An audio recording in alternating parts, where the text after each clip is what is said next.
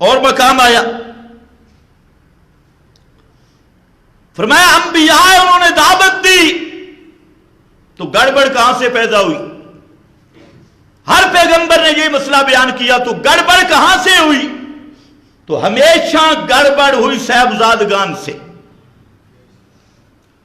جو پچھلے آئے انہوں نے انبیاء کی محنت پہ پانی پھیر دیا. اور وہ کیا ہے؟ یہ قرآن ہے، سورہ مریم آیت نمبر 59. یہ آیت نمبر میں اس لیے بتا رہا ہوں کہ آج کل کچھ لوگ کہتے ہیں مجھے کہ آپ نے وہ آیت کیوں پڑھی تھی ہم پہ فٹ کرنے کے لیے. میں نے کہا فٹ ہوئی ہے یا نہیں ہوئی؟ اگر ہو گئی ہے تو پھر سمجھو تم ہوئی ہو، اگر نہیں ہوئی تو پھر بات کرو. الحمدللہ ہم کسی آدمی کی ذات کو کبھی ٹارگٹ نہیں بناتے. نہ ہمارا کسی سے کوئی زمین کا جھگڑا ہے، نہ مکان کا جھگڑا ہے، نہ دنیا کا جھگڑا ہے. قرآن مقدس کو ہم بیان کرتے ہیں اور جس پہ بھی رگڑا لگ جائے اب ہم اس کے تو ذمہ دار نہیں ہیں. کہتے ہیں وہ آیت کیوں پڑھی؟ اب یہ بھی بڑا طوفان ہوگا بھائی صاحبزادوں والی آیتیں کیوں پڑھی؟ یہ نہیں پڑھنی تھی. تو میں نے کہا پھر ہمت کرو اس کو نکالو قرآن سے. قرآن میں اب آئے فَخَلَفَ مِن بَعْدِهِمْ خَلْفٌ، انبیاء نے دعوت دی. اس سے پہلے وہ انبیاء کے ساری دعوت کا بیان اور بگاڑ کیسے پیدا ہوا. فَخَلَفَ مِن بَعْدِهِمْ خَلْفٌ، انبیاء کے بعد آ گئے نالیک جانشین. نالیک جانشین، نا اہل جانشین، نالیک جانشین. خلفن، خلفن یہ لفظ دو ہے. ایک لفظ ہے خلفن، ایک لفظ ہے خلفن. کیا فرق ہے؟ خلفن لام ساکن کر کے پڑھنا ہے، خلفن، اور خلفن لام پر زبر پڑھو بفتح اللام. خلفن، خلف کہتے ہیں اچھا جانشین اور خلف کہتے ہیں نا اہل جانشین. صرف فرق کتنا ہے؟ لام کو ساکن پڑھو خلف، نالیک، اور خلف اچھا، اچھا جانشین. اور دونوں ہوتے ہیں، اچھے جانشین بھی ہوتے ہیں وہ ہوتے ہیں خلف، اور نالیک جانشین بھی ہوتے ہیں اور وہ ہوتے ہیں خالف. سارے پڑھو خالف. یہاں پر فخلف من بعدہم خلفن، خلفن برے جانشین، نااہل جانشین اور اچھے جانشین. وہ بھی حدیث میں آیا، مسلم شریف 1842 نمبر حدیث. اس میں نبی کریم صلی اللہ علیہ وسلم نے فرمایا کانت بنو اسرائیل تسوسہم الانبیاء، بنی اسرائیل میں انبیاء کرام ان کی سیاست کرتے تھے. تسوسہم آج والی سیاست نہیں، شرعی سیاست. انبیاء کرام ان کے شرعی سیاسی کاموں کے بھی ذمہ دار تھے. کلما ہلک نبی خلفہ نبی، خلفہ نبی، ایک نبی پر موت آتی تو دوسرا نبی اس کا جانشین بنتا، دوسرا نبی آ کے جانشین بنتا. وَإِنَّهُ لَا نَبِيَّ بَعْدِي، اور یہ سمجھ لو کہ میرے بعد کوئی نیا نبی نہیں بنے گا، میں آخری نبی ہوں. سَتَكُونُ خُلَفَاءُ فَيَكْثُرُ، میرے خلیفے ہوں گے اور چند ایک نہیں، فَيَكْثُرُ بہت زیادہ میرے خلیفے ہوں گے. تو آگے سے صحابہ نے پوچھا فما تامرنا، آپ ہمیں کیا حکم دیتے ہیں؟ فرمایا جو بھی میرا خلیفہ ہو اس کی بیعت کرو، الاول فالاول وآتوہم حقہم فإن اللہ سائلہم، ان کو ان کا حق دو اور قیامت کے دن اللہ اس حق کے متعلق سوال کرے گا. یہ کون ہے؟ اچھے جانشین اور محمد مصطفیٰ کے صلی اللہ علیہ وسلم کے لائق جانشین، اچھے جانشین وہ کون ہے؟ ابو بکر صدیق، حضرت فاروق اعظم، حضرت عثمان، علی، معاویہ، حسن، یہ سب اچھے جانشین ہیں. اسی کے متعلق فرمایا خلفاء ہو، وہ خلفاء ہوں گے، ان کی اطاعت ضروری ہے. اور اللہ کے محبوب نے فرمایا دوسری حدیث میں آپ نے ذکر کیا کہ اس دین، یہ جو دین ہے اس کا ضابطہ یہ ہے کہ ہر دور میں اس میں بدعتیں شامل ہوں گی. ہر دور میں اس میں بدعات، اور ہر دور کی بدعتیں الگ ہوں گی. کہ بدعت کا خاصہ ہے کہ ہر جگہ کی بدعت الگ، ہر زمانے کی بدعت الگ. آج کل کی بدعت کیا ہے؟ جشن، عید، میلاد، یہ پہلے نہیں تھی، یہ نئی بدعت ہے. پہلے تھی اس کو 12 وفات، اور یہ کل کی بدعت ہے. پھر اور بدعت یوم فاروق اعظم، یوم صدیق اکبر، یوم عثمان غنی. تو یوم پیغمبر منانا بدعت ہے اور یوم فاروق اعظم منانا دین ہے. اب تھوڑی سی بریک لگے گی. پیغمبر کا یوم منانا بدعت اور صحابہ کے دن منانا نہیں، یہ سنت بن گئے. اس میں دیوبندی، بریلی سارے اکٹھے، اس میں سارے. اس لیے یاد رکھو اگر میلاد النبی منانا بدعت ہے تو پھر یوم فاروق، یوم صدیق، صحابہ کے ایام منانا بھی بدعت ہے. اگر اس کی گنجائش نہیں تو اس کی بھی گنجائش نہیں. یہ نہیں ہے کہ تمہارے مرضی کا دین ہے، کہیں دن منا لو اور کہیں دن منانے چھوڑ دو. خیر، آئے گے بدعت. فرمایا یحمل ھذا العلم من کل خلف عدولہ، اس علم کو، ھذا العلم، کتاب و سنت والے علم کو اٹھائیں گے من کل خلف، خالف نہیں، خلف عدولہ، ہر پیچھے آنے والے اچھے جانشین جو خود عدل پہ قائم ہوں گے، خود عادل ہوں گے، اس کو اٹھائیں گے اور کیا کریں گے؟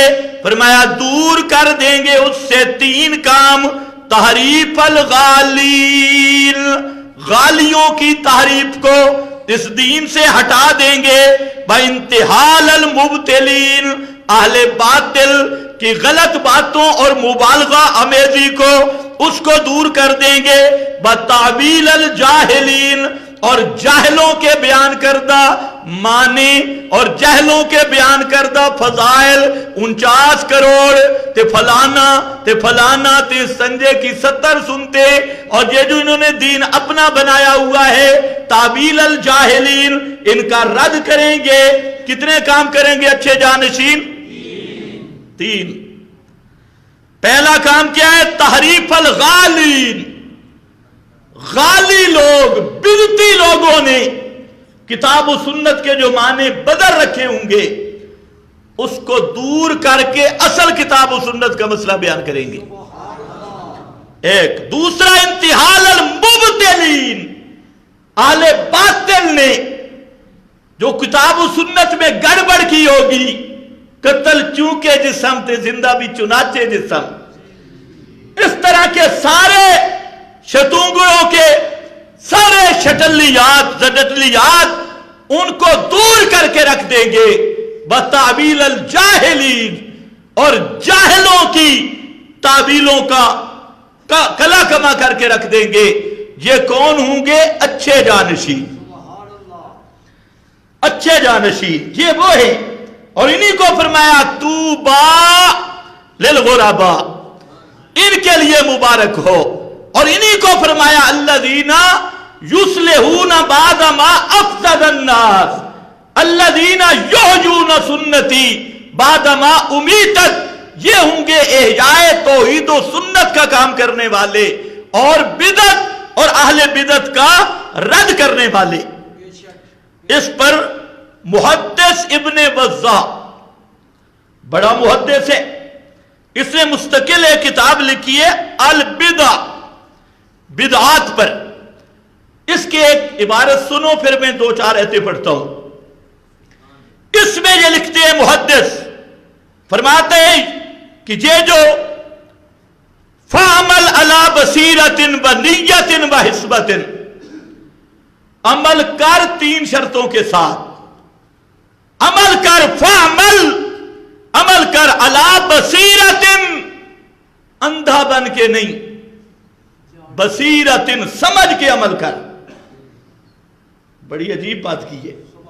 علی بصیرت، اندھا نہ بن، دل کی روشنی کے ساتھ عمل کر، سوچ سمجھ کے عمل کر.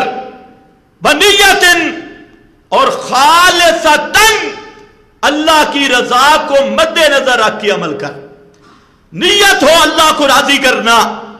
بحسبا، اور اس نیت سے عمل کر کہ قیامت کے دن تجھے اللہ ثواب دے.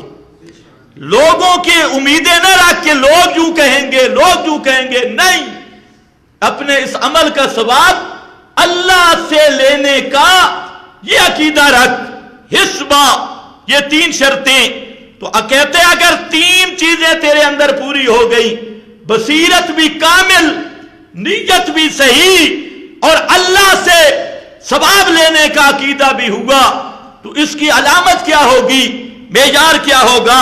فرماتے ہیں فَيَرُدَّ اللَّهُ بِكَ الْمُبْتَدِعَ الْمَفْتُونَ الزَّائِغَ الْحَائِرَ فَتَكُونَ خَلَفًا مِّن نَّبِيِّكَ. کہتا ہے جب اس حالت پہ پہنچے گا کہ ہر بدعتی تجھ سے بھاگنے لگ جائے،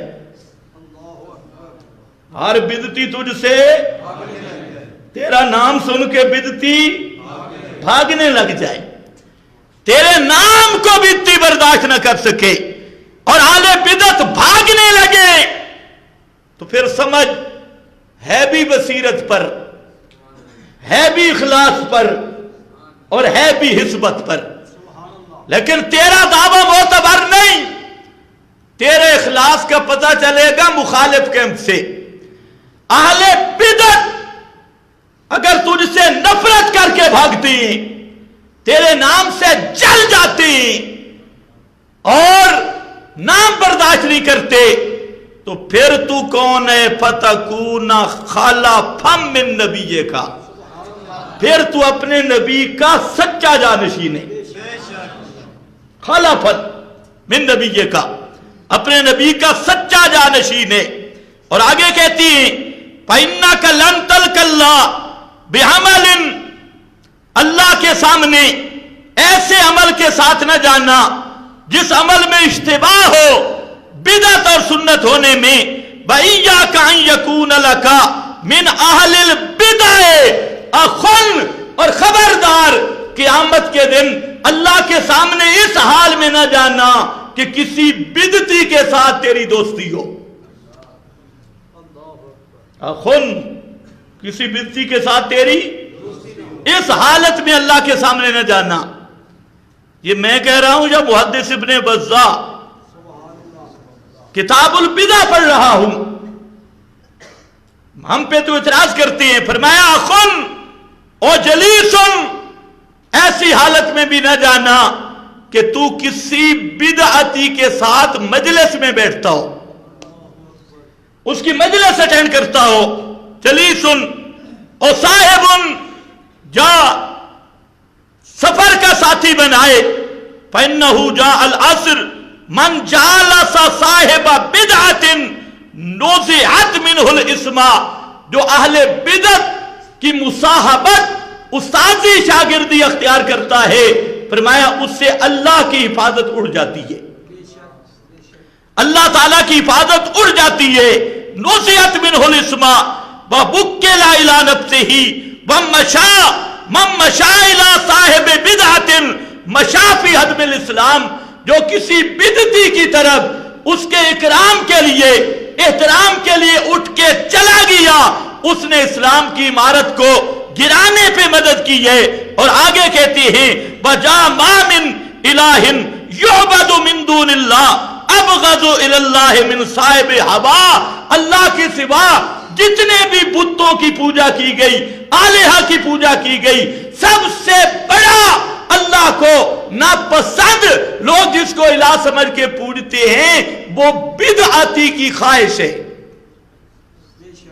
وہ بدعتی کی خواہش ہے۔